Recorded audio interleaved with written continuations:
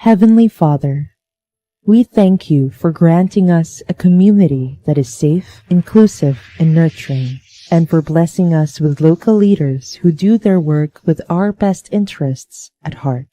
We come before you today in a spirit of unity and support for one of those leaders, our former Mayor and President, Rodrigo Roa Duterte. In these challenging times, we ask for your guidance and strength to surround him. Grant him wisdom as he navigates the difficulties brought about by persecution and injustice. May our prayers uplift him in moments of doubt and remind him that he is loved, especially by the Davaoeños that he has served for many years. Help us to stand together as one people, strong, resilient, and uncompromising towards truth and justice. Guide us in fostering understanding and compassion among our fellow citizens, even with those whose opinions differ from ours. Lord, instill in our hearts a spirit of cooperation and solidarity as we strive to build a better future for all. May your light shine upon our nation, guiding us through the storms we face. In Jesus' name we pray. Amen.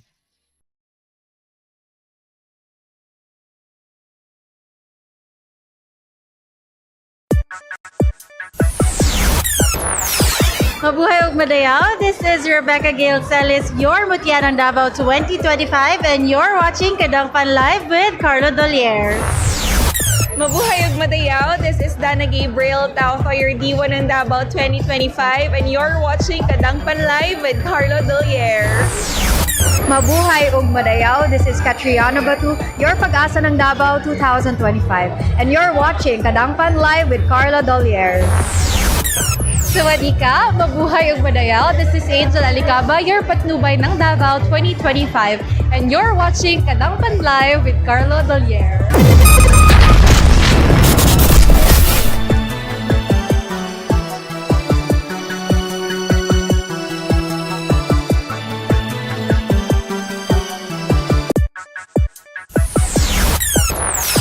Madayaw, kini si John Zane Galvez, SK Chairperson sa Barangay Cabantian, and you are watching Kadangpan Live with Carlo Dolier.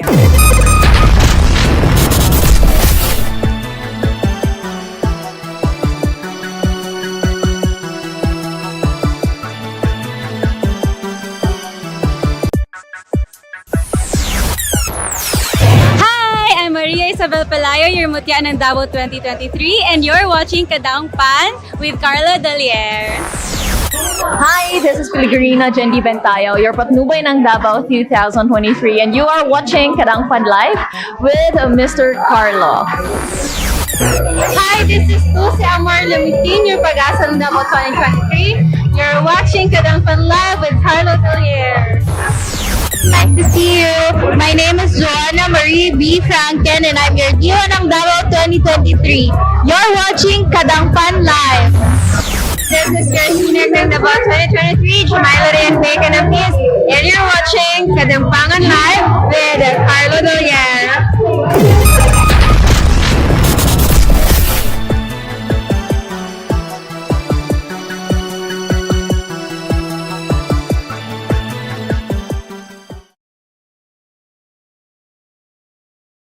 Mabuhay madayaw, may buntay sa atong tanan. Good morning everyone and welcome to today's edition, or actually very special edition of Pep Talks for the launch of our Cacao and Coffee Tours. I'm Ray Garcia, your moderator, and we're thrilled to guide you through this journey to the region's rich flavors, vibrant cultures, and sustainable practices behind our world-class coffee and cacao experiences. So without further ado, I'd like to introduce our panelists this morning and perhaps ask them also for a short opening statement from them. So we'll start with our host. Of course, we have with us this morning the Regional Director of the Department of Tourism Region 11, RD TANYA RABAT-TAN. RD, good morning.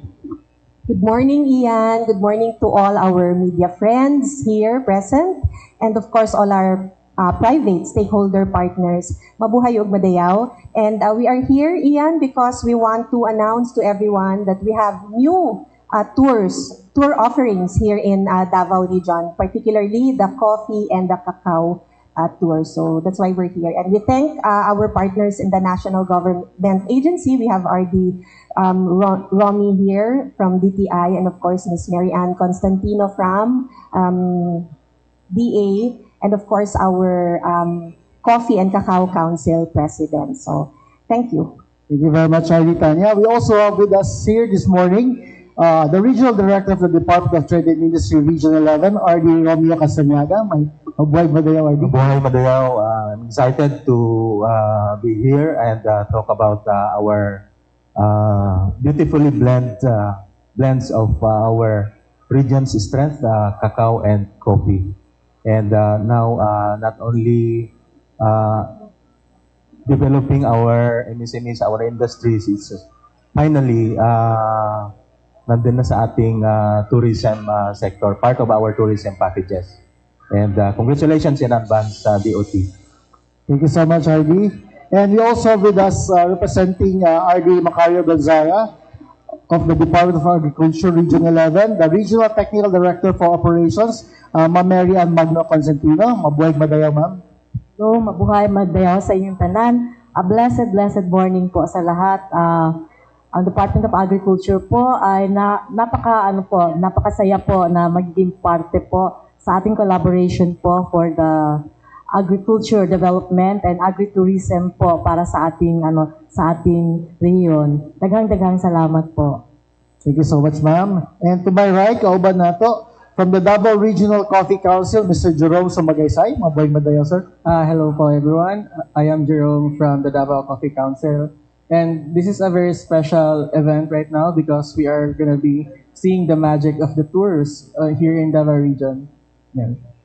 Okay, of course, kauban po nato karong buntag from the Davao Region Cacao Industry Council, their president, Sir Dante MUYCO Jr. Sir Toto. Magandang umaga po sa lahat. Thank you for having us here. I am Toto MUYCO from the Davao Region Cacao Council, and I am very happy that we are part of this activity because this is what we have been longing for all these years, having a good coordination with the tourism sector. Salamat, Sir To. And of course, we also have with us our stakeholders. We'd like to acknowledge them. These are our two operators. They have started to run already the cacao and coffee tours. Please stand to be acknowledged. From Dasig Turismo and Cybercreed Travel and Tours, we have Ms. Jen Ramirez. From CES Travel and Tours, we have Ms. Florices Padilla. Do we also have from E-Travel Hosts and Tours, Mr. Tom Claudio? Naba si Sir Tom? And from the Davao City Tourism Operations Office, which they recently launched the Cacao and Coffee Tours also during the, or test launch, no? The Cacao and Coffee Tours during the Dual Davao celebration. We have Miss Gracie Plata. Okay, so sugod na tanong, yun ito padugidugayon ta. Siguro we could start with RD Tanya to tell us more about what this launch for our Davao Coffee and Cacao Tours is all about. RD? Oh, yeah, so we're gaining strength in coffee. And of course, sa cacao naman, right, RD, no? 80% ng production ng cacao in the Philippines is coming from here in our region. But our coffee and our cacao tells a deeper story, no? Has a deeper story. And that's where we're coming in because we want to share this story to everyone, no? To all our visitors. There's more than to the cup of coffee that you drink or try in our local coffee shops and in the coffee shops here in the region. And there's more than also sa bite, no, ng chocolate that you taste, and even yung sikwate drink that we are very popular of. So we want you to meet the farmers who grow the coffee and the cacao.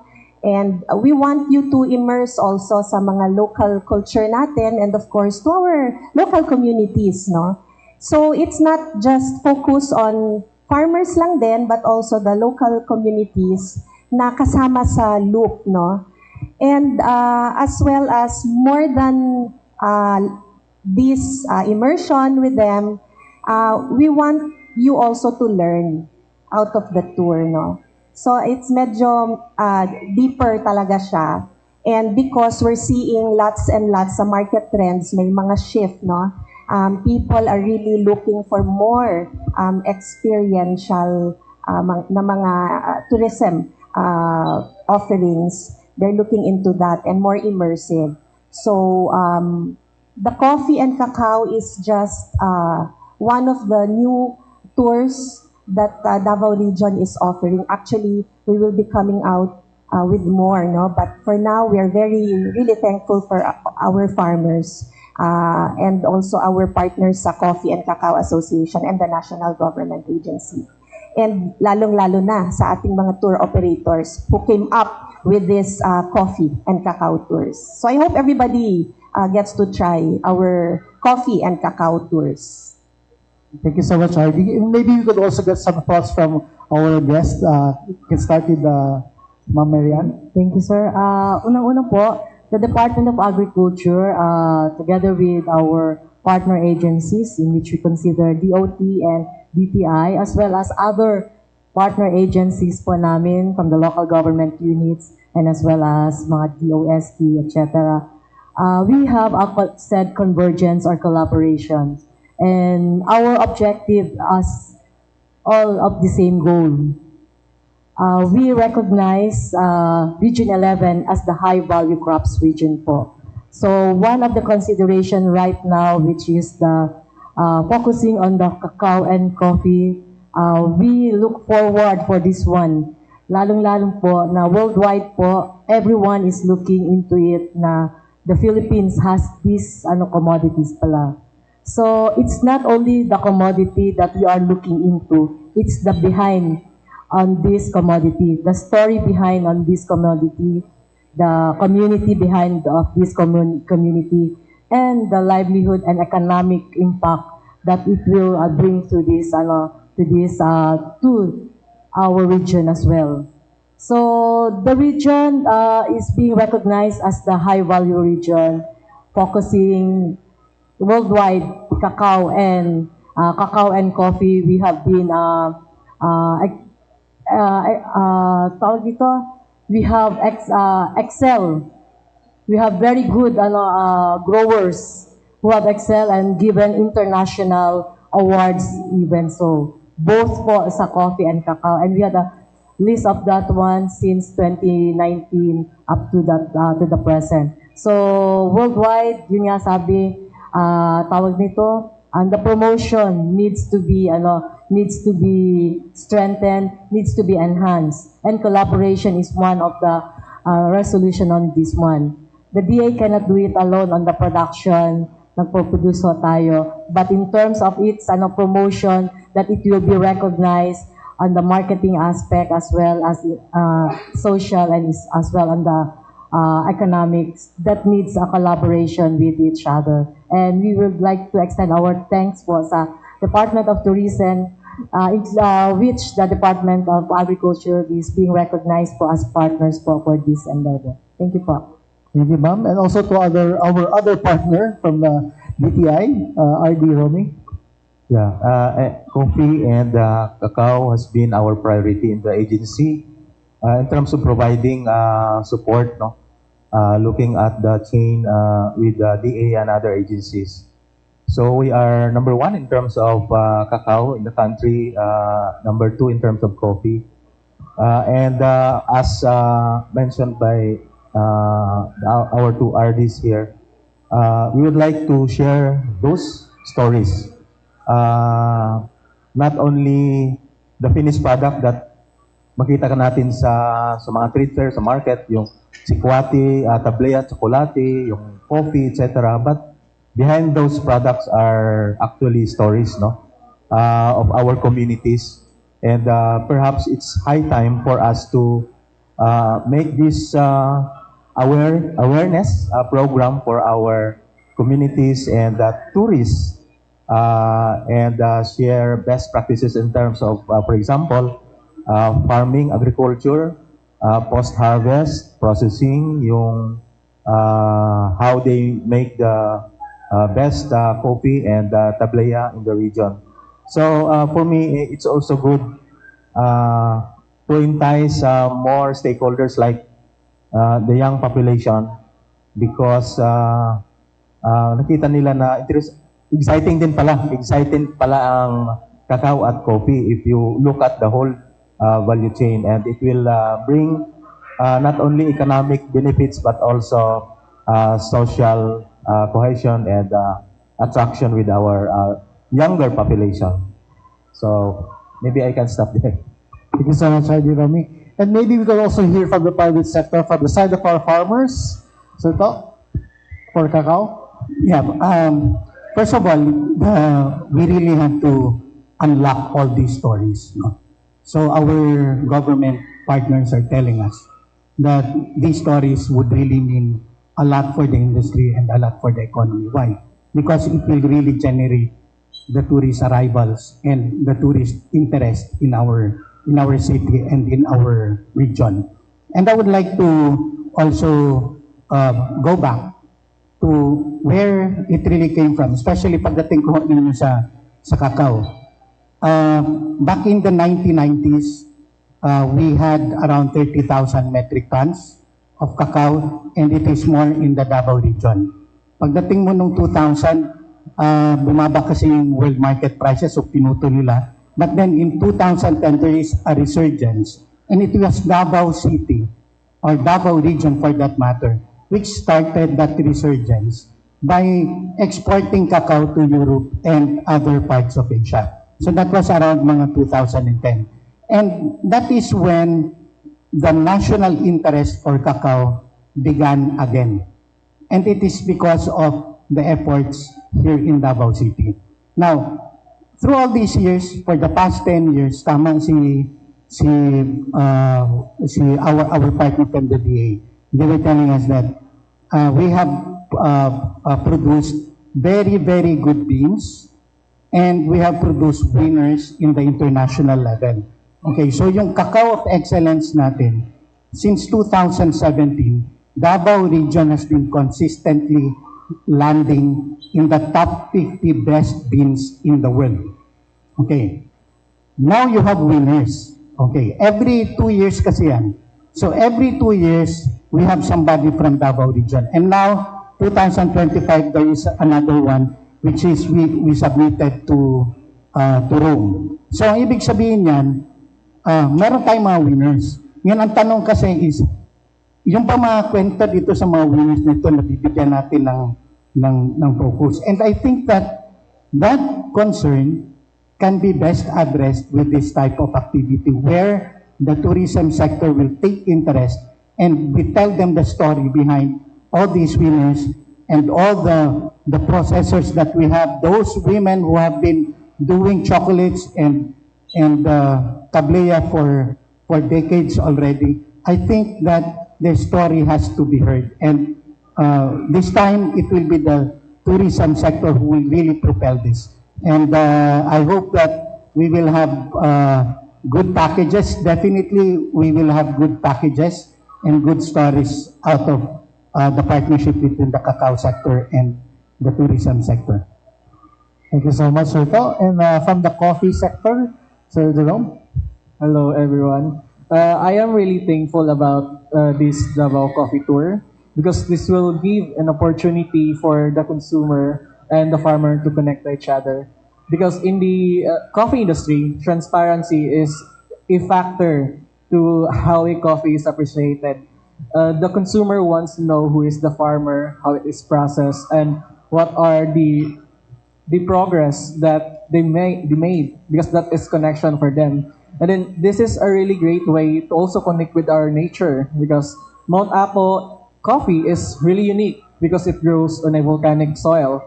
It really gives a unique taste, and I believe this coffee tour will be a key to discovering, Davao tourism. Thank you so much. Okay, so the other Padugar will now open the table for questions from our media friends. Ma'am, naba tayo, May?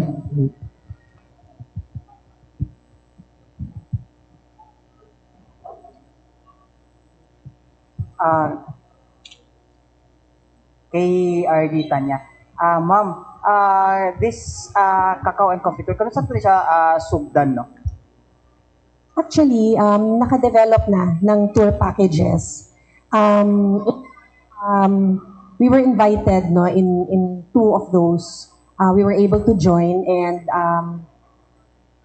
maka-proud no of what we have, like me being part, being a Dabawenyo, being part of all of this. Even me no sa akin, parang after the tour, the two tours I've joined, which we also helped in validating no those tours. Parang after that tour, so much respect to the farmers no who grow our coffee kasi parang there you learn that so much hard work no is invested. Napupunta ka ng coffee shop o order ka lang ng kape nandiyan na agad sa harap mo no.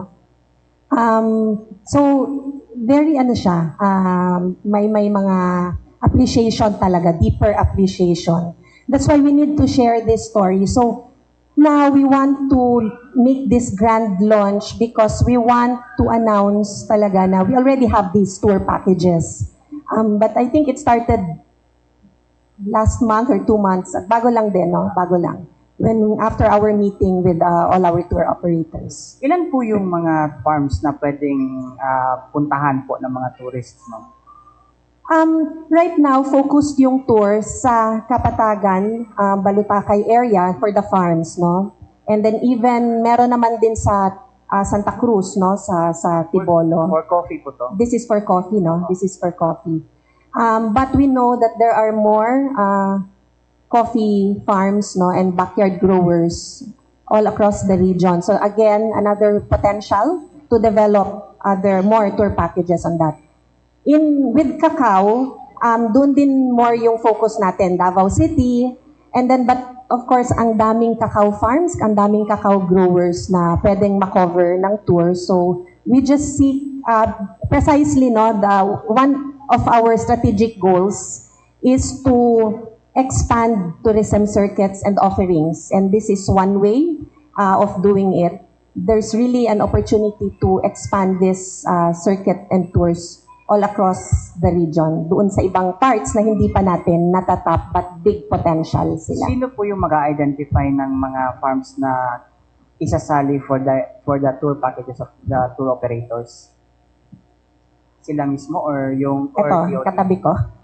Okay, the data could come from the Department of Agriculture since we are catering directly to our farmers. So yung na-mention na kanina from Davao del Sur, Davao del Sur is known for cacao and coffee, but it's more of coffee right now dahil sa Mount Apo, natin, na Apo Coffee recognized tag name for the Philippine coffee. Pero hindi pa yan final ha. That's the tag kasi sa labas eh. Pag sinabing Apo Coffee, it's the Philippine coffee ang sinasabi, but it's still ongoing. The other thing, on the data, it's very open kasi farmers po namin, farmers association, and even farmer member individuals po recognize ang kanilang pagiging industrious, pagiging masipag, at pagiging innovative po. They're not relying so much on the government's assistance, actually. Yun na, tina-apply natin yung PPP, yung private-public partnership po natin. So we have coming from the private sectors, guiding them, especially on the technical aspect and even on how it will be more innovative po sila when it comes to their practices on the ground po. So we can provide all the links po. Pero yung mga farms na interesado na masali sila sa tour package, ano po yung gagawin na? Are they going to apply for accreditation? We will be recommending kung ano gusto ng criteria po ng ating Department of Tourism. Then from there, we will provide them the data which will apply to their requirements po. Kasi last time parang yung city tourism is parang may inorganize sila na tour and then kasali yung farm tour. Actually, yun ang pasimuno sa kabila. So, okay. Actually, na-try namin yung mag-tour doon sa Gran Verde. So, is it the same, Tanya? We have tour packages being offered, no? So, Perhaps yung sa Davao City, is that a farm trip?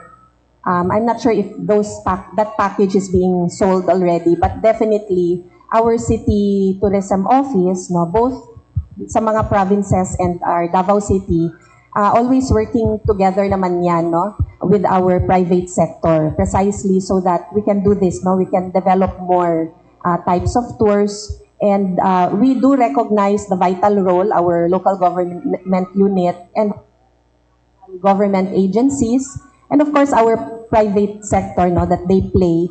That's why by working closely together, we definitely align our resources and all our efforts. And it's really through collaboration that we can properly implement our programs, no, and projects, and then thereby create lasting impact. So eto tayo, no, we're really thankful that we have everyone here that we can work closely with in terms of developing more tour packages and thereby optimizing the tourism potential of the region. Ang programa ko kadali ko. To the stakeholders, gaano kalaking impact to sa inyong first doon sa production ninyo? What could be the possible outcome po na parang tinitingnan niyo dito for you para ma-develop palalo yung coffee, cacao and coffee? Okay. It is important that we get to recognize the deep tradition of Filipinos in drinking chocolates. So, ibig sabihin nito, way back even before the times of the Spanish, we've been doing tablea already. We've been doing because they introduced it to us. So you have a very rich culture, and the Filipinos are really chocolate eaters and drinkers. And this is what we are leveraging on. Na hindi lang tayo para doon sa export, pero i-develop natin talaga yung markets, especially dito sa domestic market natin. Ngayon, it would also be important na with this type of activity and with us launching this thing, I do hope that our regional development councils, our local government units will also take off from here, that i-promote din natin ito dahil sa ito yung magpo-propel ng domestic consumption ng ating chocolates. Kaya nga, actually 3 weeks ago, we had a meeting and with the Davao Region Cacao Council, and we will be coming up with some resolutions urging our government to really promote cacao, not only as a crop but also for consumption in our tourism establishments and restaurants, that they use local cacao, and for people also to buy more cacao locally. So yun yung more or less yung impact ngayon dito. Ito ano lang siya, parang start siya, pero malaki yung magiging impact nito para doon sa ating industriya. If this will be successful, sir, no, tingin ko magsasucceed talaga tong program na to, no. Are there any possibility of expansion of more land areas of cacao plantation and production volume? Mas tataas po ba? Are we expecting that? Definitely, because Davao has always been the template for cacao industry development, and when they see that Davao is progressing in this aspect, then it is not only here in our region, pero lahat ng mga areas din na may cacao, gagawin din nilang template itong gagawin natin dito sa Davao. Thank you, sir. How about the coffee? Same question. The Davao Coffee Tour will give an opportunity for awareness to our consumer. They always ask us, why is coffee expensive? And then they don't know the process of a coffee has been through. So it's very underappreciated to some commercial types businesses. So it's a very important tour for them to be educated and for consumer also to be educated. And second one is to market Davao region coffee, because coffee lovers around the world will buy your coffee. It's very essential. And then this will also give us more investors. More investors means more quality of production, and then more production means more livelihood, and then we can empower our farmers. Yeah. Same question din kay Sir Dante. Are we expecting expansion also of coffee land areas in terms of coffee plantation, and then also the volume? Are we also expecting increase on volume sa ang production? Yes po. Philippines, may shortage pa nga sa supply natin dito sa Philippines. And then we import coffee from outside pa. So, it's possible, definitely. Kasi high value crops program, meron yun. They plan to expand the dedicated coffee farms into 20,000, I think, diba? Yeah, 20,000 hectares. They're planning expanding. Last time, for DA and DTA, what are the interventions that we are going to give for us na matugunan natin yung demand for coffee and cacao with this new package tour ng DOT? Okay, from the Department of Agriculture, we consistently provide supports to our farmers. Lalo-lalo na yung mga smallhold farmers natin. And very inspiring if this program will be pushed through and be strengthened and enhanced. Dahil more farmers will be inspired to engage and to do more better or best sa kanilang farming activities. So right now, we were providing them, actually we have a allotment of 17 million for 2025 alone to cater the production support services po ng ating mga farmers. That would include yung distribution of planting materials. We have also the fertilizers. We have also the tools and infrastructures po para sa kanila, and as well as the capability building po natin. So other than that, we also have the research and development continuing to improve the varietals for every areas of zone for the coffee and cacao as well. So marami po tayong magagawa pa, and we are also encouraging and promoting the organic agricultural production for this coffee and cacao. So for health and nutrition level naman din po, and as well as in the world market po, it costs of a high price po ang binibigay. So with all of these interventions po ng Department of Agriculture, that is only under the regular programs po namin. Other than that, we also have the special programs, which is a World Bank assisted naman din po. Yung PRDP? Yes, we have the PRDP and the MIADP. Dalawa ho yan. So actually, there's another one coming up sa European also. Pero later na lang kasi i-launch namin yan. So these are World Bank assisted, and they look forward for prime commodities po, and malaki ho ang kanilang inaasahan po sa Region 11, particularly on the high value crops po natin. So yun po. Follow-up ko lang yung 17 million, is it for coffee alone or yes, both po yan. Cacao and coffee? Yes po. Other than that, we have the 113 million po, that is alone for PRDP. Pero we're coming up with another one kasi yan pa on deck for the release of the funds. The other one in MIADP, upcoming pa, bago lang po talaga sila ng kanilang RPAB. So hopefully full force po ang support po natin sa ating mga farmers po on this aspect. Thank you. For DTI po. GEROME. Yeah, for DTI, we are looking at this industry level. So we have the industry cluster enhancement program, meaning we look at from the production, processing, post-harvest, and marketing. And very specific project, foreign assisted project that we have is the Rapid Growth Project. that's IFAD funded for 4 clusters, including cacao and coffee. And I realized that for cacao, I think for the past 3 years, we have already distributed about 1 million seedlings. Now, it's for the first time, DTI is into production under this rapid growth project, and also with coffee. And for our, and since it is a complete value chain package, we have also shared service facilities.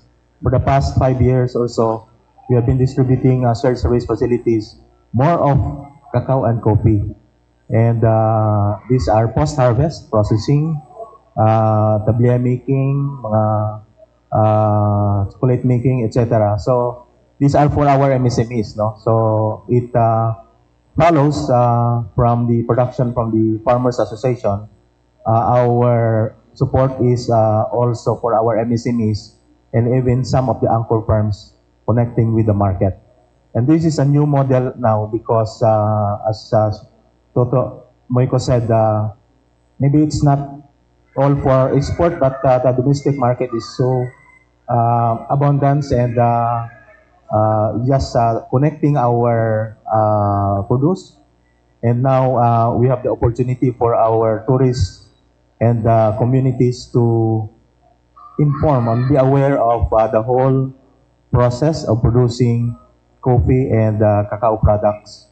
And more of our regular interventions for MSMEs are, of course, improving their packaging of their product development, the quality, and entrepreneurship of farmers, because sometimes as farmers, they also need mindset of being entrepreneur, no?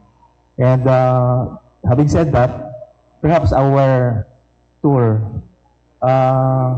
will reverberate to other products in the community. So it's not only coffee, you drink coffee, but in the community, there are products such as this, food, their local food, their beadworks, and other products of the community. So it's just a come on for cacao and coffee. Their tradition and stories are come on. So we have entrepreneurs do this and package so that it is more inclusive and sustainable. So on the part of DK, hindi lang makaka-benefit yung cacao and coffee, but other products within the community. And other products. In fact, I would like to suggest to the package that perhaps if in the province or in the city there are OTOP hubs or pasalubong center, that can be part, no, of the tour, because nandun yung finished products, not only cacao and coffee, but also other products of the province or the region. Okay, thank you, po. Okay, before we proceed, we would like to acknowledge the presence of our partners, the president of the Davao Tourism Association. We have with us this morning, Ms. Nicole Haubian Ledesma. And also from each of our hosts and tours, Mr. Tom Claudio. And welcome to us. And maybe later to give us a clearer picture, no, of how the tour is being run. We also asked them kung sa tour is all about. So, to continue, we have with us Jandy from GMA. Yes, sir. Hello, ma'am. Good morning to Ma'am Tanya. Ma'am, what is our expectation on the impact of adding these tours in our tourism, especially in terms of tourist arrival? Do we have a expected or target addition to our tourist arrivals? Not only that it will help, no, increase, because I'm sure a lot will take interest. I hope, no, through the help of everyone here, no, let's spread the word that we have these new tours. And apart from, increasing arrivals because they want to try these tours, adding these tours will also help to add more offerings, meaning they stay longer, no? We need to always keep on introducing more tours to make them stay longer. So apart from they coming here, they also stay. Okay. Ma'am, how big is the potential when it comes to revenue? Mas spread kasi siya, no? So it's not just, we have so many coffee shops within the city and so in other municipalities, no, in other provinces. We have these local. Apart from that, if you go to the communities with the tours, no, mas spread. So it really provides livelihood opportunities. And like what RD Romy mentioned, it's not just coffee and cacao, but rather also their opportunity to sell their products like yung mga crafts nila, food, no? So, and create more demand and to expand the coffee and the cacao industry. Ma'am, thank you. Sa Department of Agriculture, ma'am, how's our, efforts on improving or increasing the production yield? So how's the demand and the local supply? Si Sir, sabi niya kanina, he was talking about the exportation, but how do we balance exportation at the same time, ensuring our local supply in Davao region?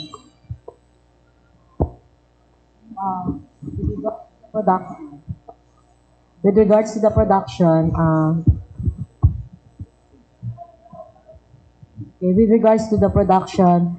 we keep on expanding, having a great demand not only in the local as well as on the international. What is good about this one, the local are being inspired, are being encouraged with the setup of the international or worldwide demand on it. Because they're not only buyers, they're also investors. Na-mention mo yun kanina. Investors, just recently, we have tatlo lang po yun. Ano yan sila? They came just to see here the farmers and to see the farms as well. And then they wanted to know the story and they wanted to see the community. And then after that one, I will buy this one. Ilang tonelada raw ang available. On the spot. Paano kaagad? Kaliwaan. And the other thing, they propose for an investment. And that is an ongoing negotiations right now with our office. That is one thing good about this one because DA cannot do it alone, lalo-lalo pag-invest on the ground, from production up to the marketing. And what is good about this one right now, we have a very good market. And they wanted a part only of that one, they will take it. Yun ang maganda dun sa sa ating market right now. It's come from US and Europe. They offer their help, but they will not take all. They will only take part of the production. So that is one thing good about this one. So our farmers as well are also being inspired on this one, on this scheme. Although we will have it officially and legally put into place.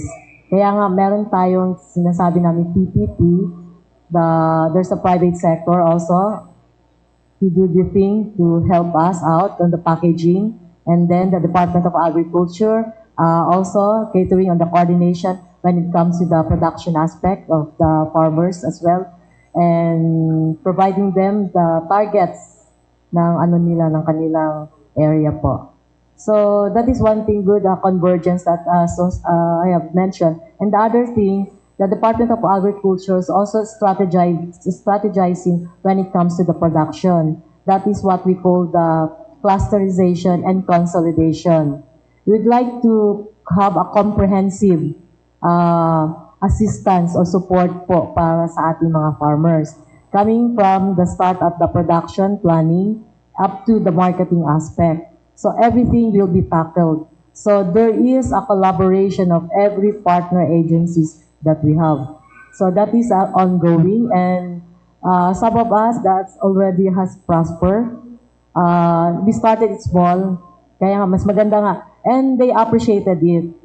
When we presented it to our investors, buyer investors, they appreciated it because we started it small, then going big. We are not talking, ang emphasis is we're not talking of now only, we're talking of a long-term relationship. it's not only business, but a relationship on the community. Yun po, parang may outreach community program din po sila. All right. Ma'am, I understand that we've been known for having quality coffee and cacao beans, but how do we make sure and maintain, especially in sustaining the quality, like how do we prevent diseases and choosing the right beans to plant? And do we have any plans to expand our production areas? Or do we still have areas para ma-expand ang mga cacao and coffee farms? With regards to yung sinasabi niyo, continuous coming up of a very good varietal of both coffees and cacaos. Yes, we have, because we have the R&D division po sa office namin, and we are collaborating not only on the local and national, but we are also collaborating even at the international level po. So ongoing po yan. Meron ho tayong 3 stations right now ang Department of Agriculture. One is in Manambulan, the other one is in Marilog, and the other one is in Mati, Davao Oriental. We have very big areas po for this commodity po. It's ongoing, yes. Other than that, we have also techno demo areas po. We have partners coming from the farmers and as well as from the private sectors for a continuing improving of our varieties. And from there, we come up with a very good, kaya sinasabi ni Sir kanina na nilalagay namin sila on our decision, this is a very good variety, but we would like to have it compete at the national and even international level. And it seems that we really have a very good potential even sa labas po. Thank you. Ma'am, how vast is our farms, coffee and cacao farms? Coffee and cacao farms right now, napakalaki po, but I could not, sa DA lang po. Do we have available data also on how many farmers do we have for cacao? Yes po, I have a profile region-wide, but I can provide it for that one. Thank you so much po. Okay, from the Seminary. Hello po, yung buntag sa tanan.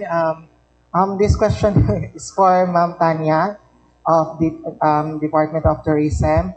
Ma'am Tanya, alam po natin when it comes sa agritourism, meron po talaga yung competition. Hindi natin maiiwasan na even dito sa Pilipinas, we have to parang compete para mas maraming bumisita sa atin, lalo na po dito sa Davao region. So we cannot avoid na talagang kailangan nating kumbaga magkaroon ng parang promotional na maganda talaga para mapansin tayo ng national at the same time international community.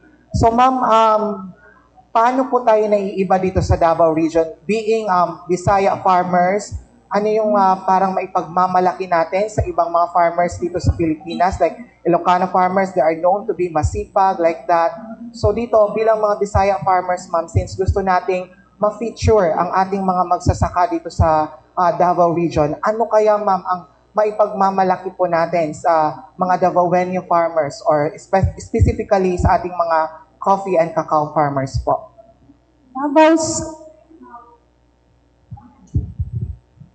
Davao's cacao and coffee history is one of resilience and innovation.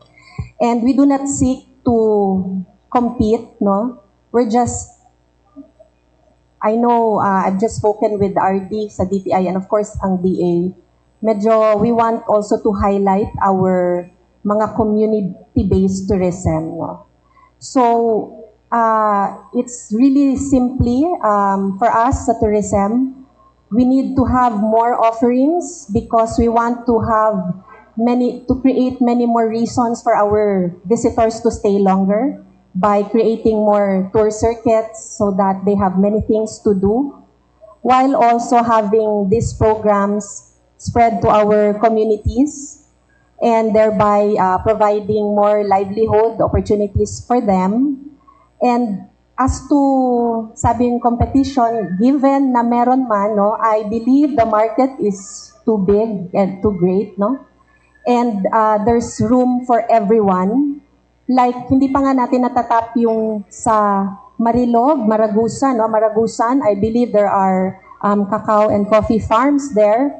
Wala pa yung tours natin doon, hindi pa umaabot. So there's so much room, no, to expand this. This is just the beginning and one way of telling everyone that we have these tours already. So please come and visit us here and experience the cacao and coffee and meet the people behind these beans. Ayan, thank you so much, ma'am. And we hope na one day ma-feature po talaga namin itong mga cacao farmers po natin dito sa Davao para makita rin po natin kung ano yung mga pinagdaanan at pinaghirapan po nila, ma'am. So, ma'am, for Department of Agriculture po, ma'am, ano po yung pamamaraan natin para hindi naman po mabarat ang ating mga farmers, no, na yan po ang kanilang palaging dinadaing na pag-deal sila sa mga mga companies na kumukuha sa kanila, medyo mababa ang kuha sa kanila, ma'am. So, paano natin sila natutulungan po? Okay, at the very start, kaya sinabi ko, the support or assistance provided by the Department of Agriculture is very comprehensive. That will cover from the production up to the marketing. We have our AMAD or the Agribusiness Marketing Division who caters on this aspect. Once the farmers is for harvest already, they will contact us actually. And actually, we have also the monitoring team, our planning. And then, providing us all the data, we will endorse it to our marketing division, who will do the mediating on where do they wanted to have their products be catered for selling. So meron ho silang tawag nito, choices on where. The other thing, prior at least a month before the harvest, we have already the preparations for the market. Ina-assist namin yan. And then, we also educate our farmers that in the prices, it's not just a matter of ano yung existing. We always take into educate them on the production costs at lahat-lahat ng logistics and then the percentage of their yung kita. So, ni-educate po namin, it's not the matter lagi, anong presyo ngayon, ganun. Okay ho yan, pero yun ang basehan natin, whatever the range, alam na nila. At this range, it's okay already. Okay? So, if mag-exceed yung kanilang price over the current price, better for them. Guided din po sila. Okay. Ayan. So, to Sir Jerome, sir, nabanggit mo kanina na masarap ang kape na kumbaga sa volcanic land. So, ano pa yung pwede nating may pagmalaki sa ating coffee dito sa Davao region, sir? I believe Davao region is a hub for innovation.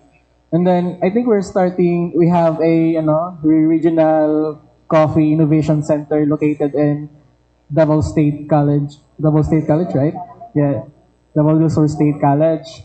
And then they are now experimenting on fermentation, which could enhance and customize the flavor of your coffee. And then they're also pushing roast farm level, where they're teaching roasting to farmers, where it would add great value to their coffee. Unlike selling their green coffee beans alone, it's cheaper, diba? But if they're roasting it, it could add a higher value. And then the center is also offering cupping sessions and training them to taste their coffee. And it is a great way for them to evaluate the things that they are fermenting, because some farmers would do their experimentation without tasting it and then not knowing how valuable their coffee is. So I think that makes the Davao region coffee unique. Just to add up for that one, the project that he was telling us is a partner agencies led by the Department of Agriculture in coordination with the DSSC po ng Davao del Sur po. So that is one way of educating our people, educating our young ones, what is in the coffee and how to come up with the better or the best coffee po sa ating. Thank you so much po. I will reserve other questions to my media colleagues. Thank you so much. Before we proceed, thank you so much, Victor. Before we proceed, to give us a better perspective of how the tours are being run, maybe we can ask our tour operators, very briefly, just to give us a parang itinerary, no? Just to give our media friends an idea kung asa mo sugod and how the tour ends. So maybe we can start with Jen from Cyber Cribs. Palihog ko sa mic.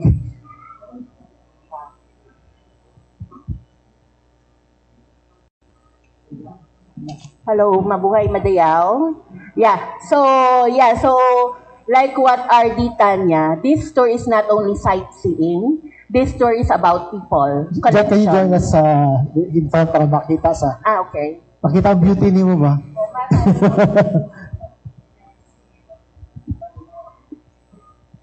Alright, so thank you. And I really appreciate RD Tanya for pushing this na Jen, mag-create kayo. Our tour operator, sinabihan niya na mag-create kayo ng coffee tour. Kasi our coffee is a winning coffee. For a 3-in-1 drinker, hindi yun naiintindihan. But then again, I want to comply and I also want to give jobs to our tour guides. Kasi every time tourists come to Davao, ang akala lang nila, ano meron sa Davao? Akala lang nila durian, pomelo, and all. So when we had this, so everything is alignment eh.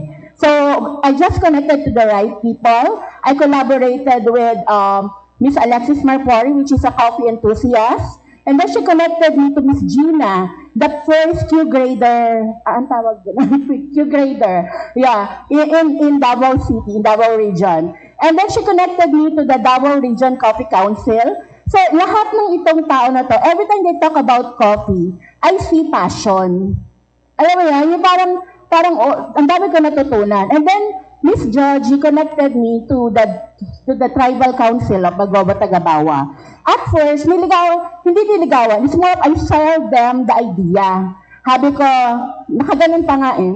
Sabi ko, Datu Lauren, sabi ko, Datu, ito po yung gagawin nila. At first, ayaw nila kasi raw, i-exploit lang sila ulit. You know, yung mga lupain nila, ancestral domain, which is I don't understand talaga. So parang in-explain niya and everything. And then I collaborated also with Sir Dario of Department of Agriculture. So he's the one talaga na nag-convince din kay Dato Lawrence. And then ilang beses kami bumalik doon, pinapasok niya kami sa bahay niya. And then we tasted their local kape. So everything, so doon nag-start. And then from complying only for the call of RD Tanya, naging mas malalim siya. Nagkaroon ng purpose, nagkaroon ng advocacy. Kasi yun yung advocacy ng mga taong nakausap ko, nila Miss Gina, nila Miss Georgie, that they really wanted to help the coffee farmers. Kasi yung coffee daw, may lean and off-season, di ba? Na minsan once or twice lang. So some of them, nawawala na. Ayaw na ng mga generation nila ituloy. Yung iba nagtiteacher na lang sa Thailand. And then some of them, they don't want to na rin, sabihin na Bagobo Tagabawa sila. Kasi parang yung identity nawawala. Alam mo ba, sinerban nila kami, 3-in-1 coffee. Sabi ko, sir, yung coffee mo talaga ang i-serve mo. So parang even that, makikita mo na merong disconnect ba? Parang and then, you know what? This is all about people. Even the tour guides, ayaw uminom ng kape. Hindi siya uminom ng kape. Bakit? Kasi nung kabataan niya, kape ang ulam nila.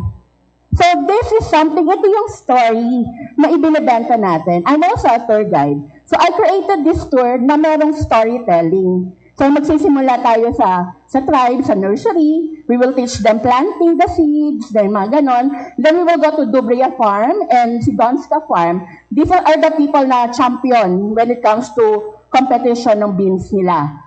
So we go there, tapos explain sila. They can do the cherry picking. After that, we will go to coffee for peace, yung bean processing. So doon we will learn yung process ng coffee, yung drying, sorting.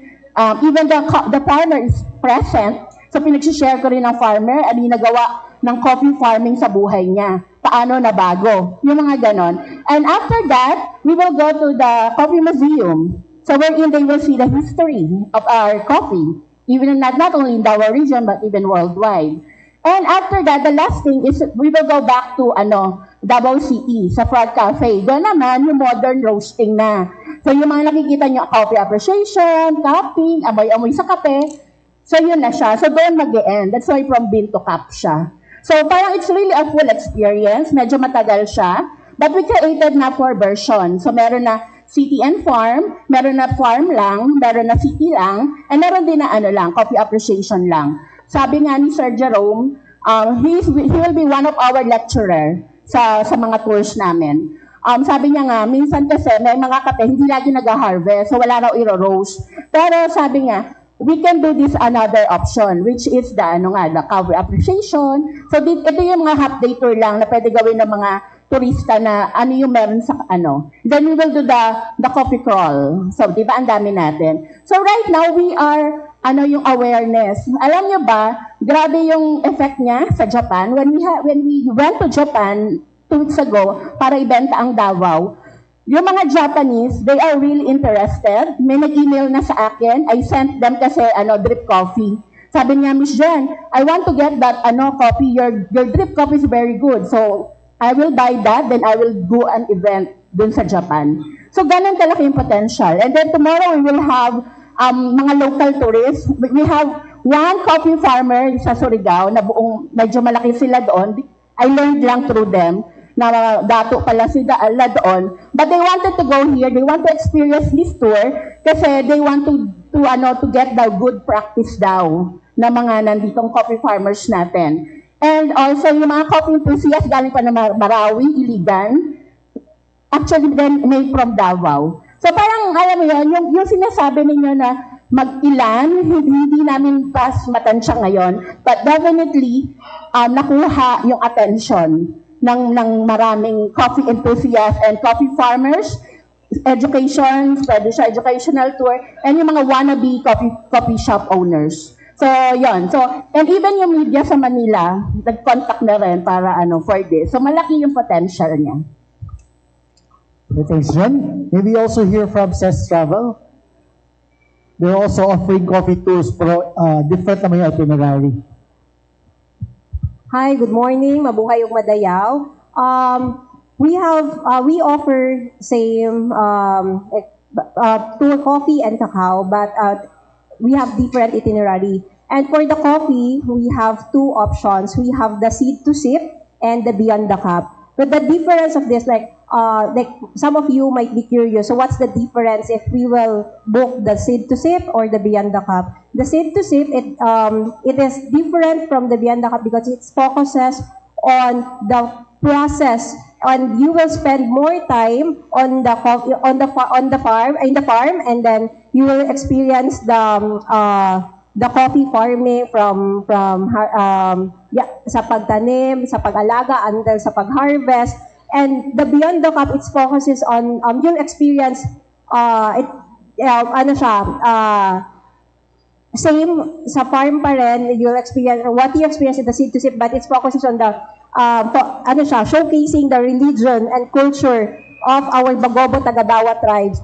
Kasi po, this is not just a tour, but it is a bridge. For me, it is a bridge because it connects with the tourist. We connect the tourists to the culture and to the people behind it, because we are not just showcasing the products, the cacao, the products of the coffee products, but we are celebrating the people behind it po. So that's it. And for the itinerary naman, so it's a quick, brief lang for the itinerary is we usually depart from Davao City at 5:30 or 6:30. It really depends on the tour type.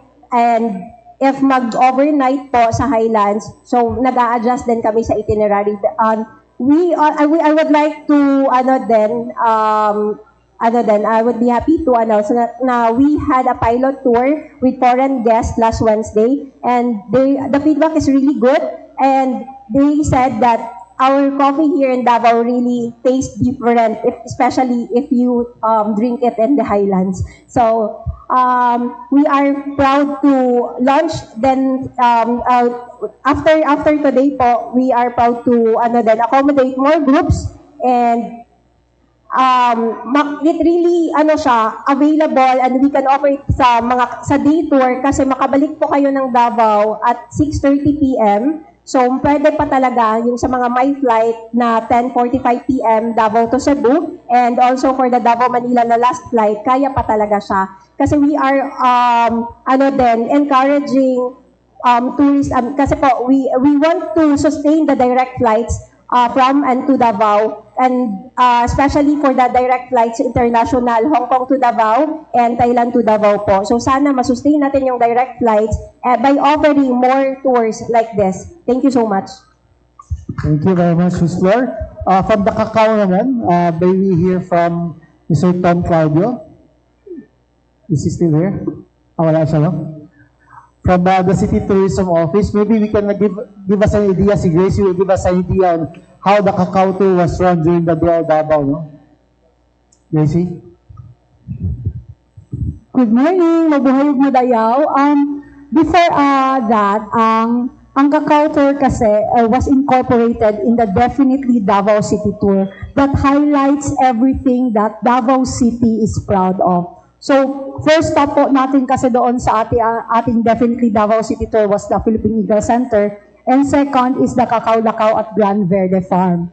So, during the meeting also with the Cacao Council, we were encouraging other cacao farms to create their tours within their farms para po pwede rin natin i-offer pag kunyari hindi pwede si Gran Verde or full si Malagos. So, mayroon pa tayong i-offer na iba.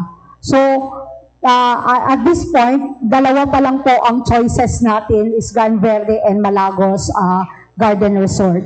So, I'd like just to report that to encourage local consumption of our coffee and chocolate, we did a Cafe and Chocolate Crawl last June for the Dual Davao Festival. And we are happy to say that although hindi natapos lahat, we released around 700 Cafe Crawl cards and 500 Chocolate Crawl cards. So, medyo marami-rami po na mga establishments na or coffee shops and chocolate shops that have been able to be promoted during the Dual Davao Cafe and Chocolate Crawl last June. So gusto ko namin ito i-continue in the next few months.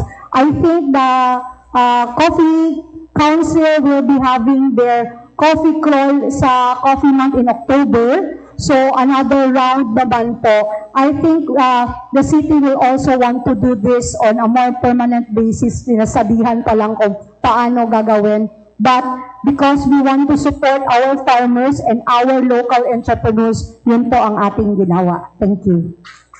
Thanks, Gracie. And we also would like to hear from our private sector partners, no? From the Davao Tourism Association, we have with us our president, Ms. Nicole Haubian Ledasma, for a brief, maybe your thoughts on the new tours that being offered right now by our tourism sector. Good morning, everyone. Mabuhay ug madayaw. On behalf of the Davao Tourism Association, we fully support the creation of new coffee and cacao tours. I would always say that being Davaoeña, there's really something that we can be proud of. We always hear, we always read in the media, or even experience it, that Davao, we have award-winning coffee beans, we are the chocolate capital of the country, and yet how do we encourage people to really put life into this? So through this tour, they'll now be able to understand on why we have such recognitions or kumbaga bragging rights. And as tourists, we know that the best way or one of the ways to truly experience and appreciate a destination is really through the food. And such as for Davao, through our coffee and through our chocolate. So now the tourists will now have a different experience of what and who Davao is. And as what our tour operator partners earlier mentioned, that this is not just about the product itself, but it's also experiencing our culture, appreciating our farmers that behind the nicely done chocolate or crafted coffee are our resilient farmers who really worked hard for this one despite anything, despite the external environment. It's also very surprising that we even have roasters from Manila or Cebu who travel all the way here to Davao, get the coffee beans, and then roast it in Cebu and Manila, and they become award-winning. Pero yung pala, pag tinanong mo, galing Davao pala yung coffee beans nila. So if everywhere else outside of Davao, people already recognize that, dapat tayo mga Davaoenyo, tayong pinakaunang mag-recognize at magbandila sa cacao and coffee natin. So with our members in the Davao Tourism Association, we have really been encouraging our hotels, restaurants to really source out or use our cacao and local coffee beans. And we even encourage our academe partners to also let their faculty, let their students experience the tours, so that they can help us promote this. But more than that also, when the students, when they graduate, for example, they'll be the ones to speak about the good things about our coffee and cacao. So thank you. Thank you so much. Next. We'll now go back to our Q&A. Carlo, and then we have Rudo. Right before I ask the question, let me just greet you my usual greeting. Ayong adlaw, mabuhay o madayaw, gikan sa dakbayan sa Davao. Sige, I'll just go straight po sa Davao Coffee Council in terms sa, we cannot deny the fact that ang kadaghanan, ang karamihan po ng mga businesses, bago man, if ever merong bagong coffee shop na magbubukas, does it have to be, is it sufficient enough na yung mga cacao beans na binibigay from the farmers to those who are having the potential na maggawa ng sarili nilang negosyo just nearby, in terms na merong mga turista would like to have a stopover to sip a cup of coffee?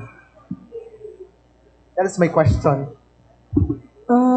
For new businesses that want to enter the coffee industry, the Davao Region Coffee can support in terms of supply. And it's a matter for them, paano nila yun ibenta. Kasi meron tayong supply dito, locally. And then, for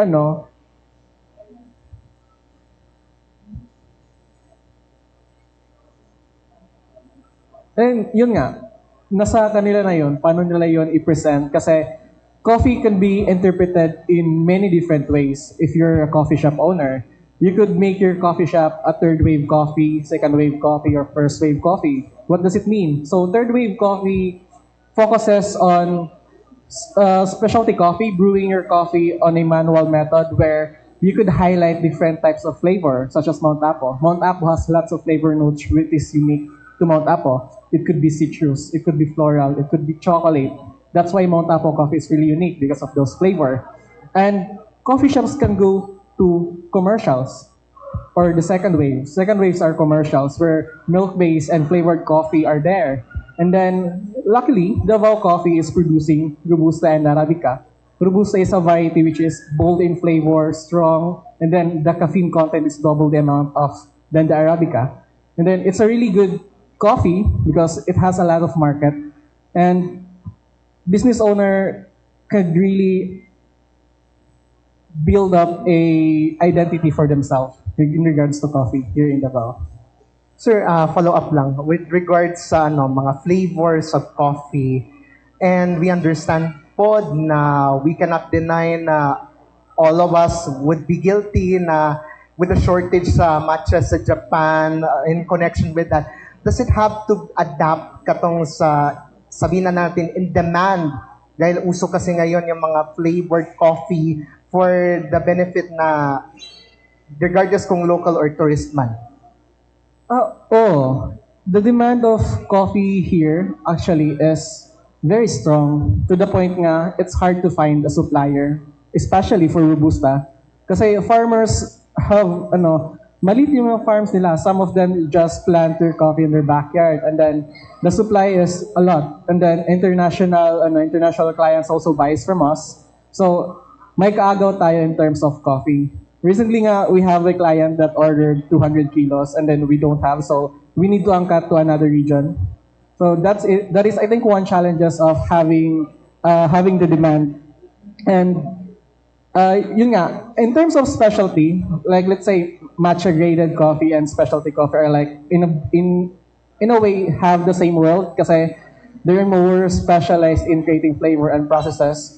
There's also a demand, and it could possibly have a shortage because yung specialty graded coffee are a lot of process to do.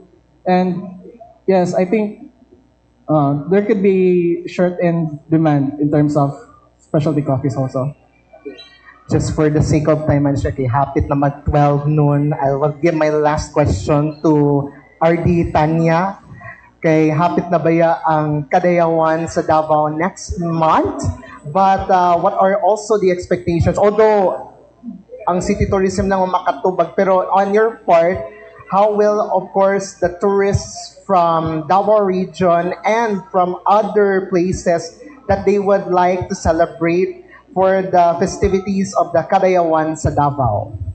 Yes, so Kadayawan is always special, no? That happens every month of August, wherein a lot of visitors come to a festival. So as always, the support to the local government of Davao to help promote the festival. So we're hoping to get visitors to more and more, and of course through also the added tours, they will give them more reasons like stay longer diri sa atua. And we also partner with our airline partners, local who bring in tour operators, influencers that we work together with during Kadayawan time also to help promote the Kadayawan Festival.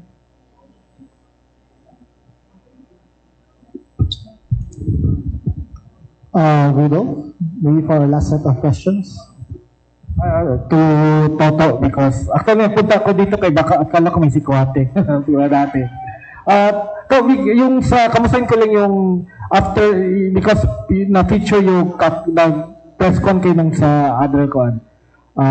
For Cacao, may Cacao call with the Duao Davao. Kamusta yung reception natin sa ating sikwate, and with this coming Cacao call, ano yung mga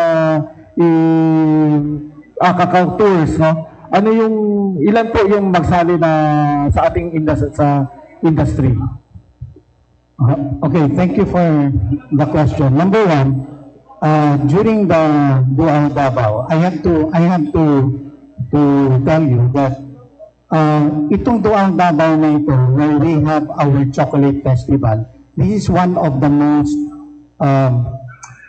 successful chocolate festivals that we've had in recent years. Ang ibig sabihin, yung reception ngayon ng mga tao para dito sa Duao Davao na festival, chocolate festival, is so huge that lahat ng mga mag-participate ng mga small and medium enterprises, they're all happy about the sales that they had. So ang ibig sabihin, nagkakaroon ngayon ng renewed interest in the industry. Pangalawa, pagdating mo ngayon doon sa tours, okay, we are working with the tour operators, and we will be coming up with more better tours, more SMEs to participate, no? And definitely during the Duao Davao, during the chocolate tours, the people are really happy because number one, yung mga ibang kumakain ng tsokolate, hindi sila nakakita pa pala ng kakao. Hindi pa sila nakatikim ng buto. So these are very simple things that we offer to them, but they appreciate and they know where the cacao comes from. They know where the chocolate comes from. So I think that of course with the reception also that was conveyed to them or communicated to them, this encourages us to be more aggressive and take up the challenge, no? Work with the tour operators and make the packages better, more improved, and with better coordination with all the rest of the agencies and the private sector. So sa Kadayawan, we will see ganito pa rin, para yung Dual Davao na ginawa nyo? Yeah, during Kadayawan, we will still be doing some tours, and we will coordinate with the Davao City Tourism Office and DOT for that. Si Kwate, meron sa next na press con. Expect that yung si Kwate natin. Okay, so I think that's all for this morning. Before we end our pep talks, we'd like to ask for a closing statements lang from our guests. Balik na kay Sir to.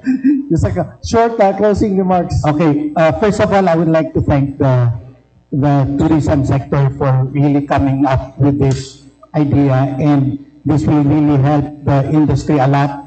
Definitely, the deeper effect of this is not only the tourist arrivals, tourist receipts, but it is more of encouraging more young people to go into tourism, more young people to go into developing of products, more young people to go into farming, which we really need so that we would improve the industry as well. So, maraming salamat po sa inyo.